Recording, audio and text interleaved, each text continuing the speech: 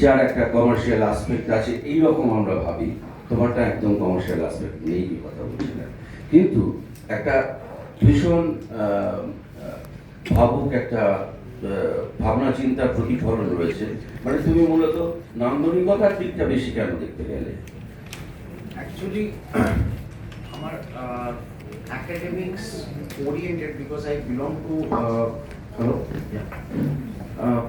যেহেতু আমার পেশার একটা আছেই অলরেডি, আমি কখনোই মানে একটা দ্বিতীয় পেশা হিসেবে সেইভাবে কোনো কিছু দেখিনি, মানে এটা আমার অ্যাকচুয়ালি প্যাশন করতে পারেন। আর আমি আই ওয়াজ মানে more towards the academics point of view, মানে I wanted the my films to be shown to the best festivals all around the world. এবার আমি ফেস্টিভ্যালস আই ডোন্ট নো, মানে আমার world film দেখলাম যখন, মানে এইটার প্রতি একটা মানে আমার ইন্টারেস্টও জাগে যে I want to make films. আমি ওয়ার্ল্ড ফিল্ম দেখি বড় হয়েছি, তখন আমি কেন জানি মনে হয় না I want to make films for the festivals so that মানে পিপল শুড সি দেম। আর আমি যাদের দেখে বড় হয়েছি বা যাদের অনুপ্রেরণায় সিনেমা বানাতে শুরু করলাম, তো this is the place where I wanted to be rather than standing in a cinema hall to show my film to the people. This is my first, this is a dream coming true for me. এবার আমি আসি যে একটু রাতুল স্যারের পণ্ডিতজি অসম্ভব ভালো, শুধুমাত্র BGM নয়, গান সহ, হ্যাঁ, এই ধরনের ছবিতে মোটামুটি তো সবকটা ছবি আমি বোধহয় দেখেছি, সব মোটামুটি কেন সব ছবি আমার দেখা, কারণ রাতুলের ছবিতে হাতে খড়ি কোথায়, যার ফলে ওর প্রতি আমার একটা দুর্বলতা আছে, কারণ ও আমার প্রথম ছবির গান করেছিল, যার ফলে আমি ওর সমস্ত কাজ ও আমাকে জানায়, কিন্তু ও জানানোর আগে আমি সেটা দেখে বসে থাকি। হ্যাঁ, এক্ষেত্রেও ঠিক তাই হয়েছে, ও জানতই না আমি দেখেছি, অসম্ভব ভালো হয়েছে। এই যে মানে যেখানে তোর পারফরমেন্স, তুই যে পারফর্মগুলো করিস আমরা যেভাবে দেখি, সেখান থেকে এই ছবিটা তো সম্পূর্ণ আলাদা।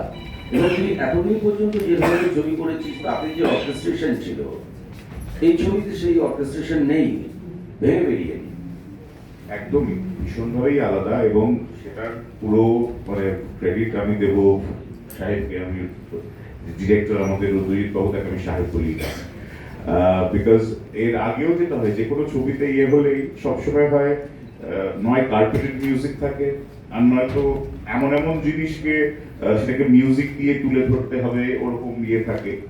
এটা শুরু থেকেই উই হ্যাড ডিসাইডেড আমরা করবো না, অ্যান্ড সেটাই মানে সাহেবের ইয়েটাও ওয়াজ ভেরি ক্লিয়ার, এবং আমাদের আন্ডারস্ট্যান্ডিংটা খুব পরিষ্কার ছিল যে will keep it as minimalistic as possible. কারণ সারাক্ষণ যে মিউজিক দিয়ে ইয়ে করতে হবে, silence also has a huge part, and আমার খুব ইন্টারেস্টিং লাগলো যে we both decided on that.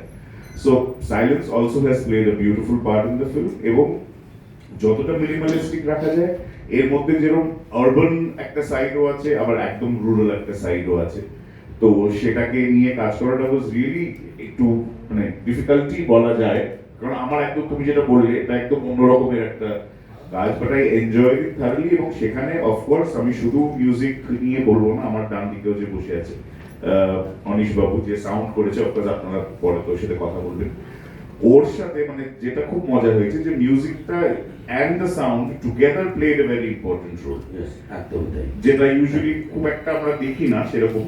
তো but he has done a wonderful job, and of course I want to thank Shahid for giving me the opportunity to be a part of such a beautiful film, and we just tried and gave our best. এবার বাকি তো আপনারা দেখবেন, যারা দেখেছেন, যারা দেখেননি please দেখবেন, and your verdict is what matters most.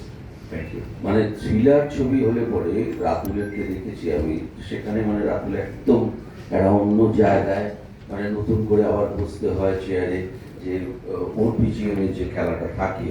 হ্যাঁ, এখানে আমি দেখলাম যে সত্যি আমি রিয়েলি আমার এত ভালো লেগেছে যে তোর এই ব্যালেন্সিংটা, যেটা আরবান অ্যান্ড রুরাল, হ্যাঁ, এই ব্যালেন্সিংটা আমার খুবই ভালো লেগেছে। যেরকম ওটা খুব ইম্পর্টেন্ট যে শুরুর যে টাইটেল ট্র্যাকটা, যদি যে শুরু ট্র্যাকটা শুনবে সে একটা ট্র্যাক হিসেবে শুনবে, অবশ্যই, অবশ্যই। স্লোলি বাড়ছে, বিজি হচ্ছে, কিন্তু দ্য কনসেপ্ট বিহাইন্ড অলসো যে ওই যে যেখান থেকে ওর জার্নিটা শুরু হয় একটা জঙ্গল থেকে হ্যাঁ, নিয়ে হ্যাঁ। সেখান থেকে এই যে শহরে আসছে, সেটাও we have try to do it musically, যে এই যে ল্যান্ডস্কেপটা চেঞ্জ হচ্ছে সবকটা শহরে এলো যখন, তখন is when the western instruments coming. এবং মাঝে মাঝে যে আমরা ওয়াইল্ড লাইফ গুলো দেখছিলাম, এই ফুটেজগুলো তুমি অ্যাকনলেজ করেছো, এবং তার সাথেও যে আমরা টিউনগুলো যে মানে যে পাখিগুলো আমরা দেখছি তার যে সব ইয়েগুলো রয়েছে, সেটাও কিন্তু তোমাদের একটা বিজিএমে ভীষণভাবে হেল্প করেছে বলে আমার মনে আমি হচ্ছে। একটা জিনিস বলবো যে প্রত্যেকটা পাখি যেগুলো দেখানো হয়েছে, the wildlife cinematographer, his name is Sandeep Chakravarti. What he has done, we are working on this film for the last 1.5 years. He was collecting all the samples, যত পাখিদের আওয়াজগুলো ও কালেক্ট করে গেছে for the last 1 year. Along with the footage, আমি আমার script যখন ওকে দিই, আমি এই জিনিসগুলো এরকম ভাবে চাইছি, কারণ আই হ্যাভ টু সিঙ্ক, আমি আলাদা করে শ্যুট করছি, সেটাকে আমার সিনেমার সঙ্গে একইভাবে দেখাতে হবে। আর যদি আমি ক্যামেরা চেঞ্জও করি, it will be very difficult, I have to fix certain norms, যে ওই ছবিটার সঙ্গে লাগালে যেন কতটা ডিফারেন্স না আসে সিনেমাটোগ্রাফিক্যালি। তো আমরা ওইভাবেই কথা বলে, আর তখনই এইটাই আছে, আমি অনেশকে তখন বললাম, অনেশ আমার কাছে এই সাউন্ড যে ট্র্যাক লিস্টগুলো তুমি যখন করবে, এই পাখির প্রত্যেকটা আওয়াজ যেন সিং করে, মানে আই ডোন্ট ওয়ান্ট যে আমি লোককে বোকা বানাতে চাই না। We have work hard on this film. না, সেটা করেছে যারা দর্শক, তারা তো বলবেই। আমি যতটুকু আমার নজরটা খুব একটা সুনজর না, খুব কুনজর। আমি ছবি যখন দেখি এত ক্রিটিক্যালি দেখি, সেখান থেকে আমি নিশ্চয়ই কাজ করেছে। আসি এবার জয়ের কাছে। জয় এমনিতে সকলেরই মন জয় করে। এই ছবির ক্ষেত্রে পরিচালকের স্ত্রীর সাথে কাজ করার কতটা ঝক্কি ছিল তোমার কাছে? প্রথমত আমাকে ইনফরমেশনে দেওয়াই হয়নি যে উনি পরিচালকের স্ত্রী, সেজন্য সাপ্রেস করা হয়েছিল। সেটাতে সুবিধা হয়েছে কাজ করতে। খুব সুবিধা হয়েছে। আর যদি জানতে পারতে? আমার অ্যামনেশিয়া খুব ভালো, আমি যখন চরিত্রে ঢুকে যাই তখন আমি জয়ের মতো ভাবি না। জয় অসম্ভব ভালো অভিনেতা, আর নতুন করে পরিচয় তো দেওয়ার কিছু নেই। এই ছবিতে জয়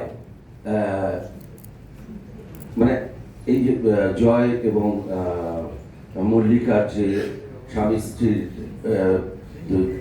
ওখানে ভূমিকা রয়েছে, এবং দুজনে প্রায় নর্থ পোল সাউথ পোল, হ্যাঁ, এবং সেক্ষেত্রে তারা একই ঘরে থাকে, একই চলে থাকে, অবশ্য অধিকাংশ হ্যাঁ, সেটা খুব সুন্দরভাবে ওরা দুজন কিন্তু পোর্ট্রে করেছে। এবং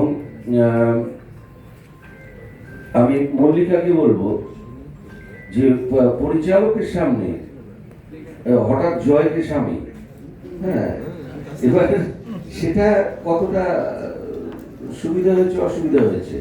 প্রথম কথা বলতে, যখন সিনেমাটা করেছিলাম তখন আমরা স্বামী স্ত্রী ছিলাম না। আমরা সিনেমার হয়ে যাওয়ার পর আমাদের বিয়ে হয়েছে।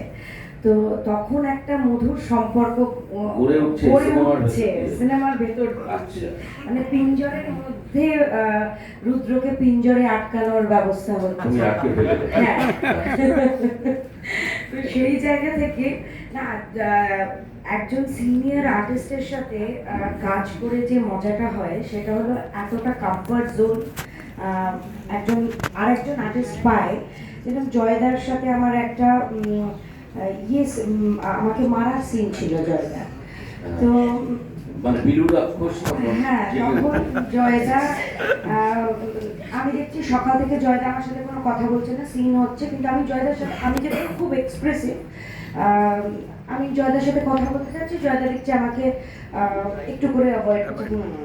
আচ্ছা, হ্যাঁ, কিন্তু জয়দা কোনো কথা নয়। মানে সেদিনই বোধহয় জয়দার সাথে আমার প্রথম দিন। আমি ভাবছি হয়তো জয়দা এরকমই কথা হয়তো কম বলে বা কিছু। আমি আস্তে আস্তে ক্যারেক্টারের মধ্যে নিজেই ঢুকতে শুরু করলাম, তারপরে জয়দাকে ভয় পেতে শুরু করলাম। তারপর আমি জানি না আর্টিস্ট সত্তা থেকে আমার মনে হলো জয়দার যে চর মারা সিনটা, জয়দা এটা মেথড অ্যাক্টিংই করবে। তো আমাদের যে ফোকাস পুলার ছিল তাকে আমি বলে ঢুকলাম যে তুমি যদি ফোকাস নিতে মিস করো এই শটটা কিন্তু আমি দেব না। তারপরে যখন চর কারণ মারা একবার খেলে একবার বারবার না। একবার খেয়েছি সেটা যথেষ্ট খাওয়া হয়েছে, কারণ সব তীর্থ বারবার চর খাওয়া একবারই। এবার তারপর যেটা হয়েছে, যে আমার ছেলে হয়েছিল বাবা, তাকে বলা হয়েছিল, তার বাবা মা তাকে শিখিয়ে দিয়েছিল যে শুটিং এ তো বাবা মানে সত্যিকারের মার হয় না, আন্টি আঙ্কেল আন্টিকে মারবে, আমরা একটা এখান থেকে তালি মারবো, তুমি তাকিয়ে দেখবে। তো হঠাৎ করে জয়দার চটটা মারার পর দেখলাম বাবা তালি আর বাজাতে হলো না। এরকম করে তালি আর বাজাতে হলো না। কারণ এক হাতে যে তালি বাজে সেটা সেটা এবার জয় আমি প্রমাণ তারপরে করবে। যে কাট বললো ডিরেক্টর, আমি শুধু ফোকাস পুলারের দিকে তাকালাম, ফোকাস পুলার বললো ঠিক নট করলো, দিদি ফোকাস ঠিক আছে। আর তারপর আমি দেখলাম আমার হোয়াটসঅ্যাপে একটা মেসেজ এলো, আই এম সরি, ডিরেক্টরের কাছ থেকে। হ্যাঁ। সেটা মানে খুব ভালো এক্সপিরিয়েন্স, এই রাতে মানে জোকা পার্ট মানে খুব ভালো আমি এক্সপিরিয়েন্স করেছি দাদা। আমার অবশ্যই প্রথম ভালো এক্সপিরিয়েন্স ছাড়া তো একটা ভালো ছবি হয় না। হ্যাঁ, প্রথম সুতরাং সেটা কথা আমরা যেহেতু ডাক্তার, তো সেহেতু আমার ওর প্রতি বিশ্বাসটা একটু কম ছিল। কিন্তু ও যে এত বড় মনের ডাক্তার সেটা ছবি করতে গিয়ে বুঝতে পারলে। হ্যাঁ হ্যাঁ, মানে যে- সে যে মানে কার্ডিওলজি নয় তবুও যে হার্ট নিয়ে ও খেলা করতে পারে, সার্জারি করতে পারে, সেটা আমি পিঞ্জার করতে গিয়ে বুঝেছি। যে ওর কিন্তু ফেভারিট সাবজেক্টও কিন্তু ছিল কি বলো, তোমার ফেভারিট ডক্টর মানে তোমার ফেভারিট সাবজেক্ট কি ছিল? কার্ডিওলজি। তার মানে ও প্রমাণ করে দিল যে এই পিঞ্জার করতে গিয়ে ও হার্ট নিয়ে ছেলে খেলা করতে পারে। আবার আরেকজন আছে যে সাধারণত আমরা দেখি বিভিন্ন ছবিতে তাকে